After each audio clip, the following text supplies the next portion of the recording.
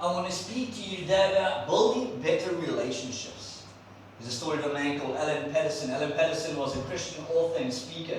He goes all around the world speaking on seminars on marriage and family. On one incident, he tells us a story of him on a return trip from Brazil to the United States, to America. They were on the plane, everything was fine until an emergency broadcast came over the radio, the intercom system. And the pilot said this, he said, 3 of the engines have failed, and the 4th one is struggling too, so we have to make an emergency landing. So the flight attendants, air hostesses ran in, they started all the safety procedures, and they shouted out, brace for impact. Everybody had their heads down. You heard everyone praying, most of them in Portuguese, they were still from Brazil. And even this pastor, he was down, and he was just praying to God, and he said, God, thank you for the opportunity to know you, to serve you. But oh God, my family, can you take care of my wife and my kids? Obviously, because he wrote this, he didn't die. It actually landed safely. But reflecting back on that near-death experience, he said that at that time, he wasn't thinking about his broken photocopy machine, or the oil in his car that he had to change, or the debt that he had to pay. There was only one thing on his mind, his family, the relationships. When it all boils down to it, there's only one thing, the most important thing that will ever count on this earth is human beings. That is not the money you have, the clothes you wear, the things that you have got, but relationships. And the quality of your life here on this earth will be based on the quality of your relationships, one with another. In the Bible, the Apostle Paul talks about this. He gives us good guidelines of how to have better relationships with one another. So if you have the Bibles, we're going to turn to that passage. In 1 Thessalonians, we're going to read about how to build better relationships.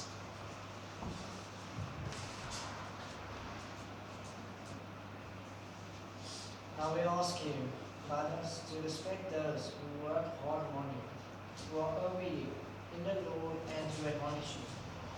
Hold them in the highest regard, in love because of their work. Live in peace with each other. And we urge you, brothers, warn those who are idle, encourage the timid, help the weak, be patient with everyone. Make sure that nobody pays back wrong for wrong, but always try to be kind to each other and to everyone else. Obviously, thank you, John. The passage is about how to build relationships. The book of Thessalonians as a background. Obviously, he wrote this to a church in the place of Thessalonica. So where are we in the world? Let's look at a map. And we have a map of the Middle East.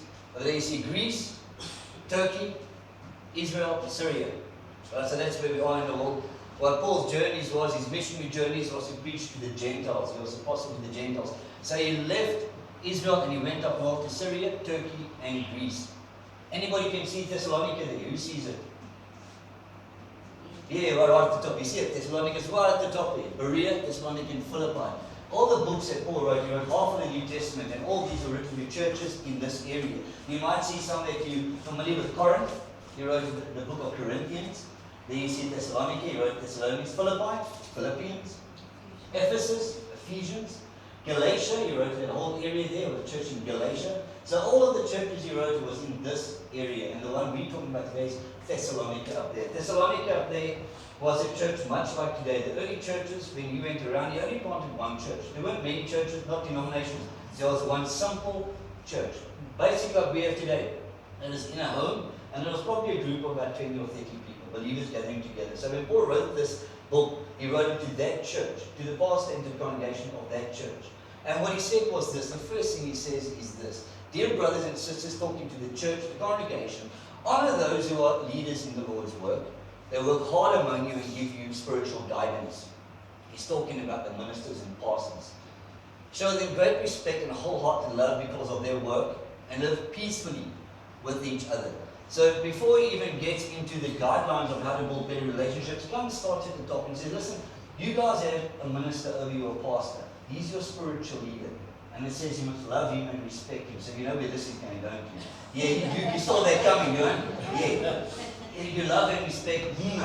I don't see myself as a spiritual leader of this church. I'll be honest, I see myself as a spiritual servant of this church. There's only one leader of this church, and his name is Jesus. Amen? I'm a spiritual servant. I serve God and I serve man. But in all respect, he wrote this to the congregation, telling them to love and respect their pastor, the person over them, the one who oversees them. And the idea behind that is simply that you must love and respect them, but I believe that respect must be earned. So you must guide me, and you must have like a gauge body. Say, Raymond, are you living the Christian lifestyle? Are you preaching what is biblically sound? Do you preach yourself or do you preach Jesus? So based on that, you will know and learn to love and respect me as a pastor. Do I preach Jesus? Yes. Do I know the Bible? Yes, I know some of it. And you might look at me and think, yeah, that guy's got it all together. He's young and good looking. He just knows the whole Bible. And he knows like every verse in the Bible. He's got all the spiritual answers. You come to him, he just knows what to say. And I wish that was true, but it's not. It's so far from the truth. I don't know the whole Bible. You just got to come Monday nights to Bible study and you'll find out that I don't know the whole Bible. Hey, because he often questions me and I don't know the answers. You know what I mean? I don't know the answers when you come to me with your marital issues and your psychology. I don't know all the answers. I'm just human, just like you. I have the same temptations, fears, and doubts like you do. So the person you see up here, although I look like I've got it all together, the only truth behind it is probably that I'm young and good looking. And you've got a wife from now. And I've got a beautiful wife from now. But the truth behind it is that I'm just like you. I have the same frailties, the same mistakes, the same flaws as you do. I go through the same trials and temptations and fears as you do. So when it says love and honor your ministers, I think what should be added to that is pray for your ministers. Who prays for me? Don't you pray for me? Well done. Thank you, Simon and you guys. Because you know what? I need God's guidance. Because I can't do it by myself. So I depend on Him heavily for His wisdom and His guidance. And I don't think I would have lasted if it wasn't for without your prayers. Because I need it. So you must see me as your spiritual leader, but also see that I'm just the same as you. Everything you go through, emotionally, spiritually, physically, psychologically, I go through too. And I need your strength. I need your wisdom. I need you to help build me up as we build the church up. So when Paul says that at the top, he throws it out the way. He says, okay, that's it. Ministers are finished. Now let's get on to the nitty-gritty parts. Let's see how the church can build better relationships. And this is what he says. Live in peace with each other. Number one. Number two is encourage the timid. Number three is help the weak. Be patient with everyone. And the last one, number five, is always be kind. So today we're going to touch on these 5 principles. 5 life-changing principles that will forever change your life personally, your home life, your marriage life, and more importantly, the church life. Because remember, he wrote this to churches. So obviously these things weren't being upheld in that church he was writing to. So today, before we leave, we'll not only read through this, understand and meditate upon, but we'll know what to do as a Christian church, of how to build better relationships. Let's look at that first one. Live in peace. Live in peace. We live in a world where there's no real wars going on besides Syria. But you know what? There's no peace in the world. There's no peace in religion. There's no peace in race. There's no peace in politics. Everybody around the world is just fighting, and nitpicking with each other. There's no peace. There's always divide and discord. And that's the aim of Satan. He comes in to divide marriages. He comes in to divide marriage, relationships, families, churches. Has anybody been in a church where there's been a split? You'll know how uneasy that is. And most of the time it won't be because of doctrine, it will be because of personal opinion or interpretation. You know, one of the biggest churches we have today is the Anglican Church, the Church of England. Do you know how that actually started? It started with King Henry VIII. He was a devout Catholic, married to Catherine of Aragon, but he wanted to divorce her. And the Pope said, no, you're Catholic, you don't get divorced. So you know what he done? He started his own church, the Church of England. And he said, now that I'm the supreme head of my church, I can get divorced. And he did just that. So here we have one of the biggest churches we have in the world today, the Anglican Church, being set up based on a man's wanting to divorce his wife. Something so simple as that. Other churches split over the translation of the Bible. Some people wanted the King James Bible. Some people wanted the New King James Bible. And the church split. Can you believe it? Such stupid things. Simple things. We should have unity, not division. There was a story told of a church way back when in the 1890s called the No Pen Baptist Church. What happened was this. In this church, they had 2 deacons, and there weren't any ministers, resident ministers. They said a circuit preacher. He used to come around on his horse, preach at this church and go to another church, another church. So on this one day, the Sunday, the one deacon went outside and he hit a peg into the ground. And he hit the peg into the ground because when a circuit preacher comes, he can put his coat on the peg. And man, did this cause a fight with the other deacon because he didn't consult him. So he was furious. He went outside and he pulled up the peg, and the church split. And that church became known from that day as the No Peg Baptist Church. I know you're shaking your head, but it's a true story. Churches are breaking up. And Jesus says we are the peacemakers. Blessed are the peacemakers, for we are the children of God. All of us in this church are children of God, and we are the peacemakers. If you're a troublemaker, put up your hand if you're a troublemaker. Thank goodness nobody put up their hand, because they're going to ask you to leave. There's another church in Uitenhage that you can find, but we don't want troublemakers in this church.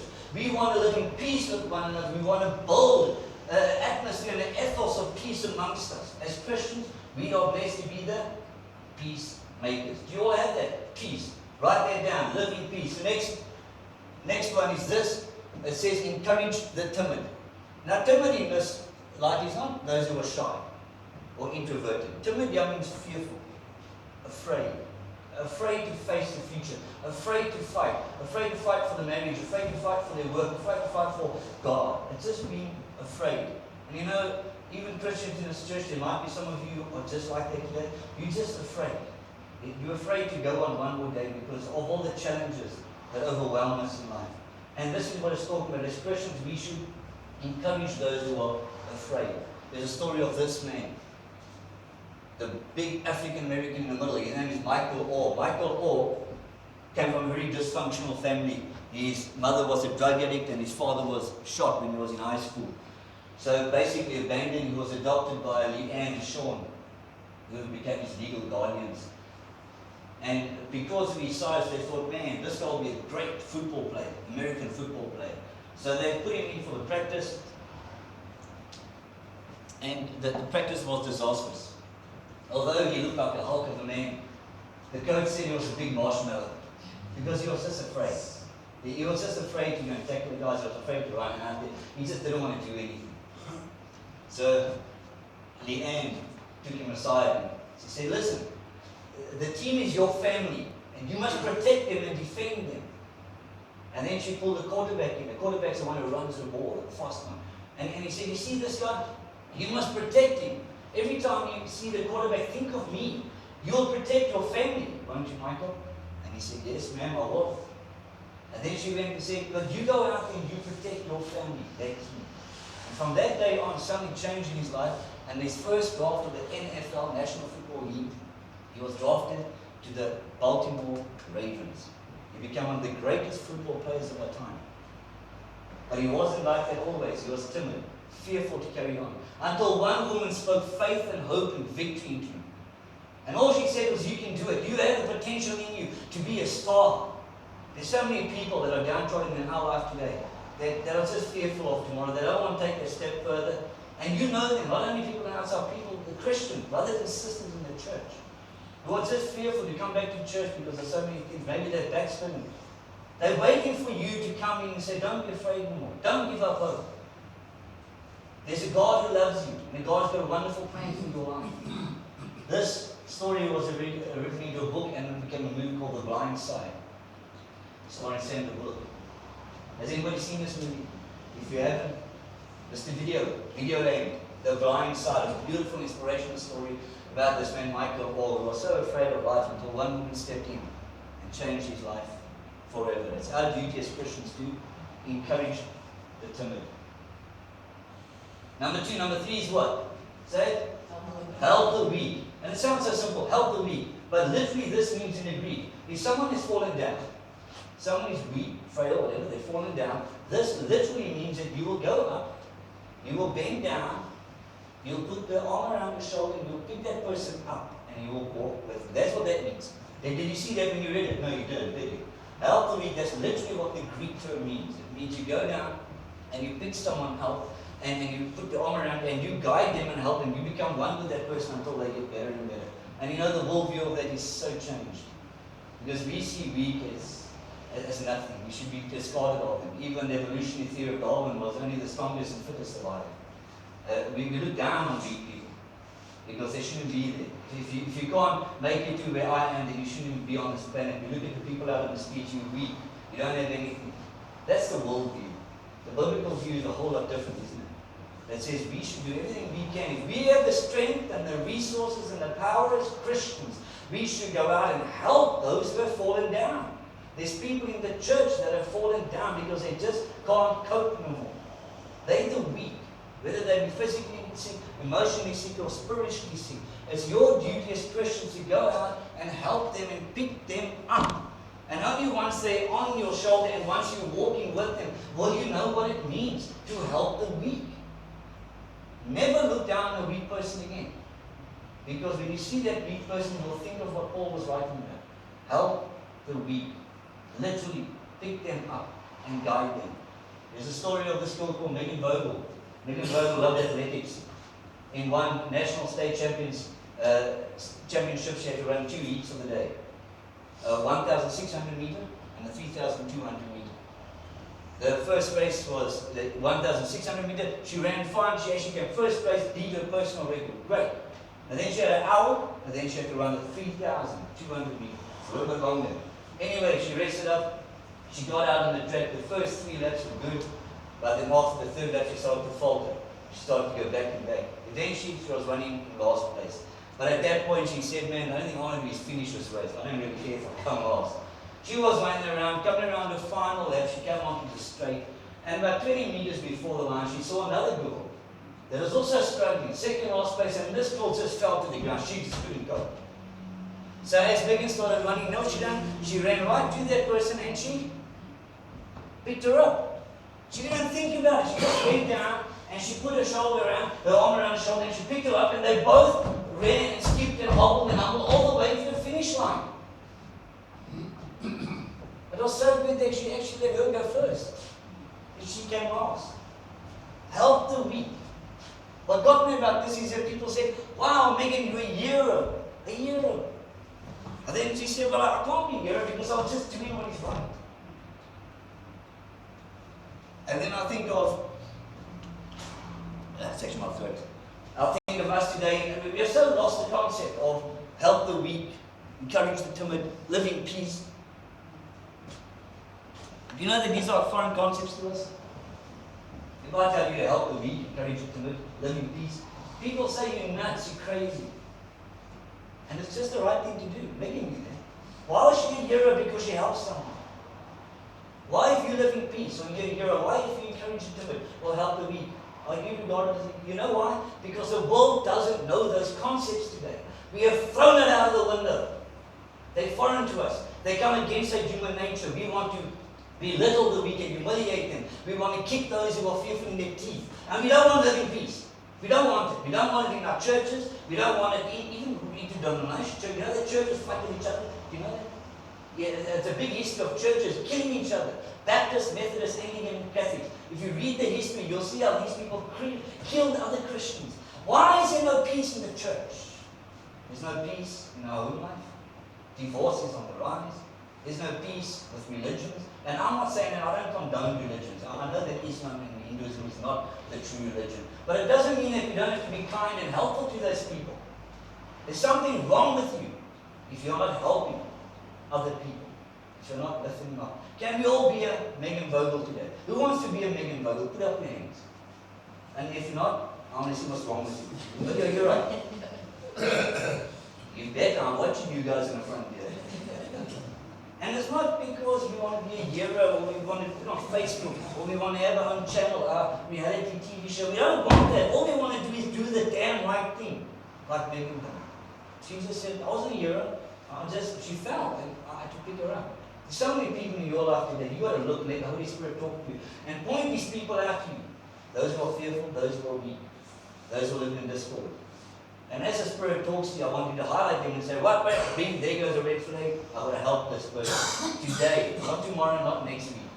Pastor Ray said today. That rhymes also.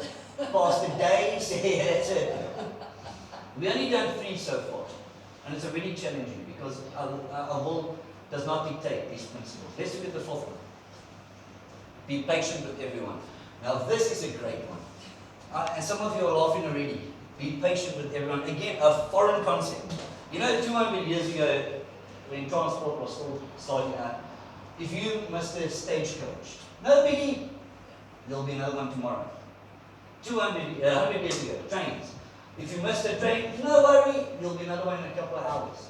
Today's world, if we get stuck in our car by red robot for longer than 2 cycles, we lose our mind. Serious. We go off our mind and we hoot and we roll down the window and do all the things that Johan does. How many people?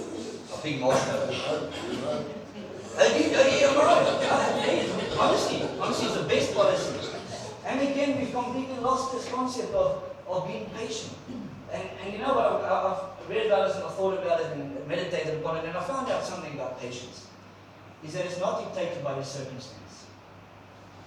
Say that again, your impatience is not dictated by your circumstance. Let me explain. Johan is impatient because he said so, alright? I'm very patient. If we get stuck by red robot, we can be there for half an hour. I won't lose my cool, but he will. So it's not the circumstance that done anything. He lost his cool. Why? Because he's impatient. That's the kind of person he is. A lot of you don't understand this or don't realize it. But there's people in this church today, your very makeup, your personality profile, your type of personality dictates that you will be impatient. It has nothing to do with the circumstance. Nothing to do with being stuck in a red robot with that old tummy in the Ford Escort that just can't get the car started. It has nothing to do with that. It's about you. Let me show you. I'm going to go through some detail, but basically I've touched on the 4 personality profiles before. You get type A, B, C, and D. The type A is a very dominant personality. The type B is a very social, cheerful person, like sales people, entertainers. Type C are the sensitive, thoughtful guys, the psychologists, the clergy, the ministers. And then you get the accountants. This is actually a very bad representation, but the accountants, bookkeepers, anybody in the hard sciences. The one we want to focus on is the top one, because it says they're impatient. Do you see that? So now I'm going to ask you for something. Who is impatient? Put up your hand if you're impatient. Wow. Okay, besides Bible study on Monday night, I've got counseling on Tuesday. Put up your hand again, put up your hand. Impatient people. Alright, keep it up there. Now all the other people, look at those people. Because they're the impatient ones. They got a problem with this. You see, up to now we've been fine because we've been learning. When I got the patient, those who've been patient, I've been, we can relax. But there's a lot of you here that need help on this.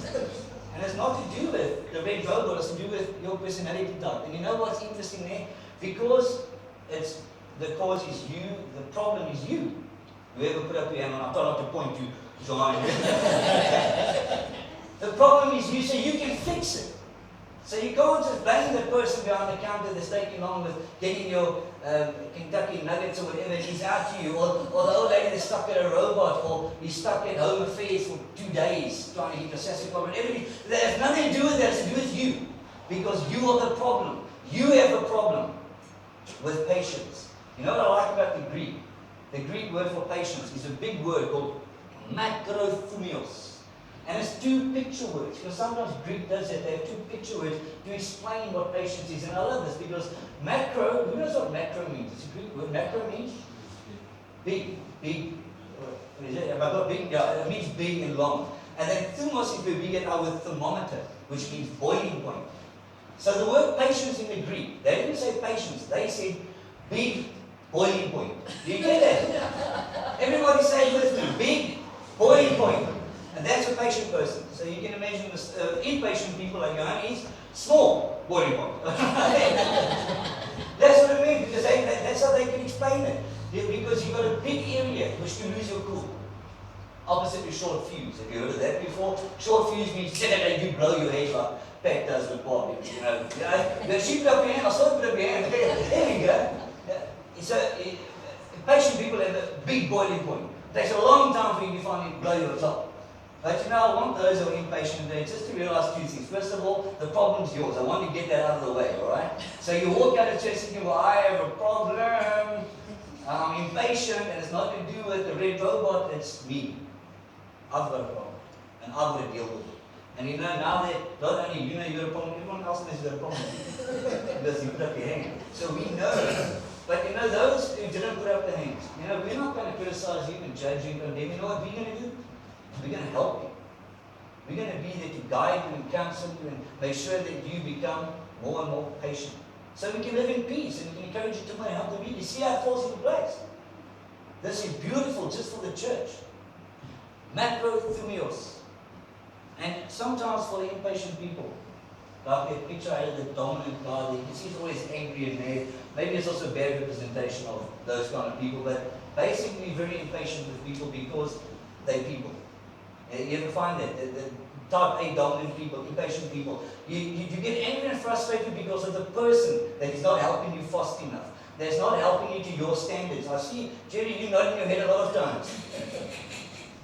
So it's not about, you just don't, you want that person to hurry the hell up because you got something to be. That's the personality type. And I want you to just step back. The next time you're at Kentucky or McDonald's or you're in that red robot that Kyla and that old lady's in that car, I want you to just, for 1 second, think of what that person might be doing. That's all. Put yourself in that person's shoe before you blow your gasket. And think, yeah, maybe that Uitenhage in that Ford Escort, that gets that car stolen, maybe she's got an issue. Maybe she's buried her husband. Or maybe, maybe she's buried her husband, now she's getting used to this car and she just can't get it started. So before you roll down your window like you're on and get those fingers coming out, think, hey, maybe there's a problem with this person. Maybe the person behind the cashier at McDonald's is stuffing up and you losing your cool and I know Locke is really throwing the chicken on the floor and like a wife, I want to speak to the manager. Who says that when you go to places and besides my wife? Oh, you do, yeah. I want to speak to the manager. Impatient people. Don't need to step back for 1 second and say, maybe that person's a new person. Maybe it's a person, maybe they haven't worked in 5 years because unemployment is so high. And this is the first time she's getting used to this computer system. And what are you doing? You're just flipping your lid. You're not giving her one consideration, one moment of thinking, wait, maybe there's a legitimate problem with this person. And maybe I shouldn't lose my cool. Maybe I should just step back and say, maybe there's a problem here. And I'll just be patient. I'll have big boiling point. Sometimes I speak in Chinese. Big boiling point. And I will just give her the benefit of the doubt. Can you do that for me? Put up your hand, impatient people. Put up your hand. That's what you're going to do today. Eugene, you do. All right, I like it. 4 things down. The last one. Always be kind. What? That must be Greek. Because have you ever heard of that? Always be kind. Christians be kind to people. You're nuts. You're nuts. What does it mean? Kind. Is it kind? It must be off in plants. because we don't know what kind means. That's like all of the rest. We as foreign concepts. To be kind to someone. And I'll say this because I know personally and from other people, even in the church, that we can't be kind to people, no matter what the circumstances. Why? Why can't we be kind? I'm not pointing to you because I know you're very kind. I'm going to do that. But why can't we just be kind to people? Why can't we just reach out and help someone?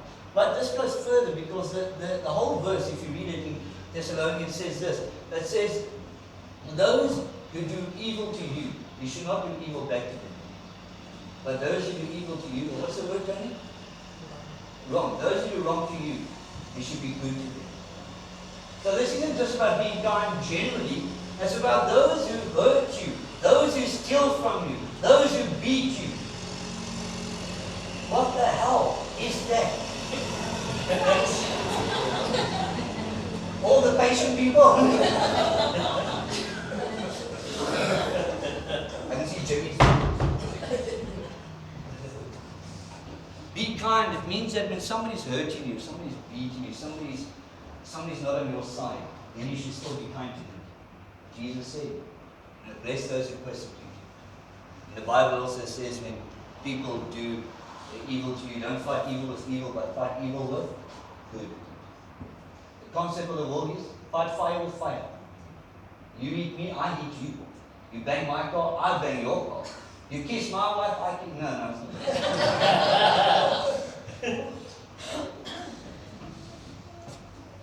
No, we even teach our kids that in school. Someone hits you, what do we say?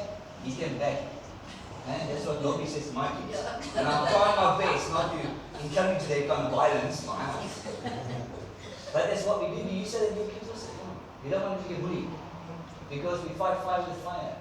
But now to say to you for the first time, how many years you've been a Christian, I'll tell you, no, you're not allowed to do that no more. So, in fact, when Bob says something, you don't swear at him, alright? You just say, no, I'm going to be good. In the situation, although it's it's bad, and these people are coming against me, and then the activities coming against me, and I feel very threatened, and I feel beaten down. I'm not going to fight back. I'm going to do what Jesus did. And you know, Jesus mentioned this. A lot of people say an eye for an eye, tooth for a tooth. But I don't think you know that verse, because Jesus carries on with that verse. I don't know if you're familiar with it. He said, you've heard it say in the Old Testament, an eye for an eye, a tooth for a tooth, because this was the Jewish tradition. If you hit me, I hit back. They actually gave it 3 terms, I'll be honest with you. So if somebody did hit you, you can hit them once. I know a lot of people are listening to that. And then they can hit you twice, but there will not be a third time, because then by Jewish law and tradition, they can beat that. That's where that comes from. So Jesus comes in and says, you've heard it say, an eye for an eye, a tooth for a tooth. But I tell you this, if someone hits you on the right cheek, you turn the left cheek. He said, if someone steals your coat, you give him everything you have. Do you see that? A completely different concept. It's not fight fire with fire. It's those who are bad to you, those who are evil to you, those who kick you in the teeth. You must stand up and bless them and love them and show kindness and goodness to them. Now that is a foreign concept. Now I know you even think it's not going to happen. It's going to happen from today. For all of you in this church. These are life-changing principles. They're not only going to change your life personally, it's going to change your home life, change your marriage life. For servants, it will change the church. Not that these things happen in the church negatively, but I don't want it to ever happen in this church. I want us to have these 5 principles ingrained in our minds and hearts, that it never ever happens, and every day we understand what it means to be kind to people. There's a man called David Wilkinson. Anybody heard of David Wilkinson? He's a Christian author, and he was a pastor of a small church in Alabama. And then one day God spoke to him and said, I need you to go to speak at the gangs of New York. So you know, when God talks, you listen. And he said, no, it's fine. And he went to New York and he started to preach to the gangs there. And they were violent gangs and they really hated him. They hated the idea of this Alabama preacher preaching Jesus to them. Eventually he wrote a book called The Cross and the Switchblade, which became a movie starring Pat Boone and Eric Scott. Anybody seen this movie? Yeah, good. I've seen it quite a bit. I think in the 60s, a very good movie. I wish I'd make a remake of this. But anyway, he started preaching these guys, and they were very negative, and they just didn't want anything to do with this preacher from Alabama. There was one particular guy called Nicky Cruz. He was a leader of one of the main gangs in New York. And man, he was a bad guy, a thug and off, a criminal. And he hated David Wilkinson. And him and Dave, and Pastor David, had a lot of confrontation. They got into a lot of fights, they believed in Jesus and stuff. And one day, Nicky Cruz pulled out his knife and he said, I'm going to cut you to pieces. And David Wilkinson to him and said, and if you do, every piece will cry out that Jesus loves you. And that's him today. Not only did he become a Christian, not only did he give his life to Christ, he became a pastor and an evangelist. He goes all around the world telling people what Jesus did for them. From thug, criminal, gang leader, to pastor and evangelist. All because of one man. All because one man showed kindness when he shouldn't have shown kindness. When he would have kicked that knife out of his hand and said, you criminal, you thug, you low-life, good for nothing, he didn't do it. Why? Because he showed kindness when he needed to show kindness. When people come against you with a knife and they want to threaten your life, you do not fight back. You show them kindness and goodness. And wow, what a change it will make in a person's life. Imagine what you can do today by showing kindness and goodness to someone who doesn't show it back to you. Maybe there's someone in your life today, maybe God is talking to you to go and preach or speak to somebody about just this one thing. Maybe you're looking at the next Nicky Cruz. Maybe you're looking at the next person that's going to change thousands of lives, giving his testimony of what God done for you. But it starts with you. And it starts with these 5 principles. I want to say it one more time. Live in peace. Encourage the timid. Help the weak. Be patient. Always be kind. And just because I know that you're not going to remember that, I've made special bookmarks for you. $50, you can EFT to my phone. I'm only kidding. Danny, you can give that one out there. So here's a little bookmark for you with these 5 principles. I mean, you'll put it in your Bible. I've got more, so you can take more. You can put it at your workspace. You can give it out to other people. But this is what you must live by. can have another one, you can have one, you can have one, all my impatient people, you can get two. Always be going. God bless you, you can have one, you can have two, bless you. Everyone go on?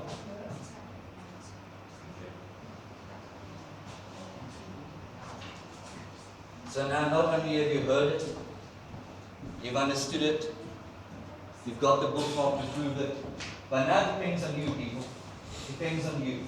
My job here is to just give you the tools, to encourage you, inspire you. The rest of it is up to you. You apply these 5 principles to your life as you leave this church. And I believe and declare, not only will you radically change your life personally, but you will go out and you will change the world for the good and glory of God. In Jesus' name. Amen. Amen. Let us sing our last song. It's called One Thing Remains.